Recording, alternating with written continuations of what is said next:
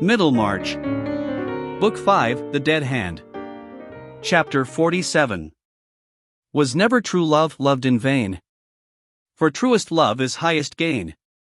No art can make it, it must spring where elements are fostering. So in heaven's spot and hour springs the little native flower. Downward root and upward eye, shop end by the earth and sky. It happened to be on a Saturday evening that Ladislaw had that little discussion with Lydgate. Its effect when he went to his own rooms was to make him sit up half the night, thinking over again, under a new irritation, all that he had before thought of his having settled in Middlemarch and harnessed himself with Mr. Brooke. Hesitations before he had taken the step had since turned into susceptibility to every hint that he would have been wiser not to take it, and hence came his heat towards Lydgate, a heat which still kept him restless. Was he not making a fool of himself, and at a time when he was more than ever conscious of being something better than a fool? And for what end? Well, for no definite end. True, he had dreamy visions of possibilities. There is no human being who, having both passions and thoughts, does not think in consequence of his passions, does not find images rising in his mind which suit the passion with hope or sting it with dread. But this, which happens to us all, happens to some with a wide difference, and Will was not one of those whose wit keeps the roadway. He had his bypaths where there were little joys of his own choosing, such as gentlemen cantering on the highroad might have thought rather idiotic. The way in which he made a sort of happiness for himself out of his feeling for Dorothea was an example of this. It may seem strange, but it is the fact, that the ordinary vulgar vision of which Mr. Casaubon suspected him, namely, that Dorothea might become a widow, and that the interest he had established in her mind might turn into acceptance of him as a husband, had no tempting, arresting power over him. He did not live in the scenery of such an event, and follow it out, as we all do with that imagined otherwise which is our practical heaven. It was not only that he was unwilling to entertain thoughts which could be accused of baseness, and was already uneasy in the sense that he had to justify himself from the charge of ingratitude. The latent consciousness of many other barriers between himself and Dorothea besides the existence of her husband had helped to turn away his imagination from speculating on what might befall Mr. Casaubon. And there were yet other reasons. Will, we know, could not bear the thought of any flaw appearing in his crystal. He was at once exasperated and delighted by the calm freedom with which Dorothea looked at him and spoke to him, and there was something so exquisite in thinking of her just as she was, that he could not long for a change which must somehow change her. Do we not shun the street version of a fine melody, or shrink from the news that the rarity, some bit of chiseling or engraving perhaps, which we have dwelt on even with exultation in the trouble it has cost us to snatch glimpses of it, is really not an uncommon thing, and may be obtained as an everyday possession? Our good depends on the quality and breadth of our emotion, and to Will, a creature who cared little for what are called the solid things of life and greatly for its subtler influences, to have within him such a feeling as he had towards Dorothea, was like the inheritance of a fortune. What others might have called the futility of his passion, made an additional delight for his imagination. He was conscious of a generous movement, and of verifying in his own experience that higher love poetry which had charmed his fancy. Dorothea, he said to himself, was forever enthroned in his soul. No other woman could sit higher than her footstool, and if he could have written out in immortal syllables the effect she wrought within him, he might have boasted, after the example of old Drayton, that queens hereafter might be glad to live upon the alms of her superfluous praise. But this result was questionable. And what else could he do for Dorothea? What was his devotion worth to her? It was impossible to tell. He would not go out of her reach. He saw no creature among her friends to whom he could believe that she spoke with the same simple confidence as to him. She had once said that she would like him to stay, and stay he would, whatever fire-breathing dragons might hiss around her. This had always been the conclusion of Will's hesitations. But he was not without contradictoriness and rebellion even towards his own resolve. He had often got irritated, as he was on this particular night, by some outside demonstration that his public exertions with Mr. Brooke as a chief could not seem as heroic as he would like them to be, and this was always associated with the other ground of irritation that notwithstanding his sacrifice of dignity for Dorothea's sake, he could hardly ever see her. Whereupon, not being able to contradict these unpleasant facts, he contradicted his own strongest bias and said, "I am a fool."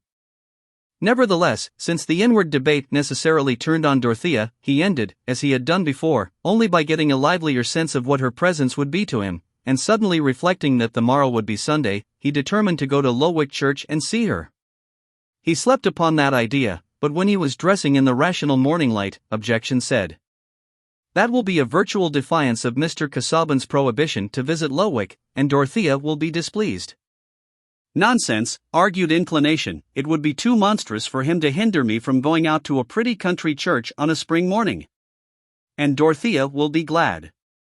It will be clear to Mr. Casaubon that you have come either to annoy him or to see Dorothea." "It is not true that I go to annoy him, and why should I not go to see Dorothea? Is he to have everything to himself and be always comfortable? Let him smart a little, as other people are obliged to do. I have always liked the quaintness of the church and congregation. Besides, I know the Tuckers, I shall go into their pew." Having silenced objection by force of unreason, Will walked to Lowick as if he had been on the way to paradise, crossing Helsel Common and skirting the wood, where the sunlight fell broadly under the budding boughs, bringing out the beauties of moss and lichen, and fresh green growths piercing the brown. Everything seemed to know that it was Sunday, and to approve of his going to Lowick Church. Will easily felt happy when nothing crossed his humor, and by this time the thought of vexing Mr. Casaubon had become rather amusing to him, making his face break into its merry smile, pleasant to see as the breaking of sunshine on the water, though the occasion was not exemplary. But most of us are apt to settle within ourselves that the man who blocks our way is odious, and not to mind causing him a little of the disgust which his personality excites in ourselves. Will went along with a small book under his arm and a hand in each side pocket, never reading, but chanting a little, as he made scenes of what would happen in church and coming out. He was experimenting in tunes to suit some words of his own, sometimes trying a ready-made melody, sometimes improvising. The words were not exactly a hymn, but they certainly fitted his Sunday experience. O me, what frugal cheer my love doth feed upon! A touch, a ray, that is not here. A shadow that is gone. A dream of breath that might be near. An inly echoed tone. The thought that one may think me dear. The place where one was known. The tremor of a banished fear. An ill that was not done. O me, what frugal cheer my love doth feed upon!" Sometimes, when he took off his hat, shaking his head backward, and showing his delicate throat as he sang, he looked like an incarnation of the spring whose spirit filled the air, a bright creature, abundant in uncertain promises. The bells were still ringing when he got to Lowick, and he went into the curate's pew before anyone else arrived there. But he was still left alone in it when the congregation had assembled.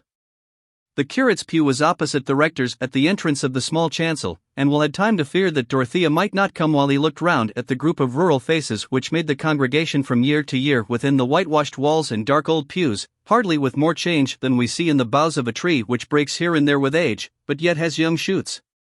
Mr. Riggs' frog face was something alien and unaccountable, but notwithstanding this shock to the order of things, there were still the walls and the rural stock of the Powderells in their pews side by side. Brother Samuel's cheek had the same purple round as ever, and the 3 generations of decent cottagers came as of old with a sense of duty to their betters generally, the smaller children regarding Mr. Casaubon, who wore the black gown and mounted to the highest box, as probably the chief of all betters, and the one most awful if offended. Even in 1831 Lowick was at peace, not more agitated by reform than by the solemn tenor of the Sunday sermon. The congregation had been used to seeing Will at church in former days, and no one took much note of him except the choir, who expected him to make a figure in the singing. Dorothea did at last appear on this quaint background, walking up the short aisle in her white beaver bonnet and grey cloak, the same she had worn in the Vatican.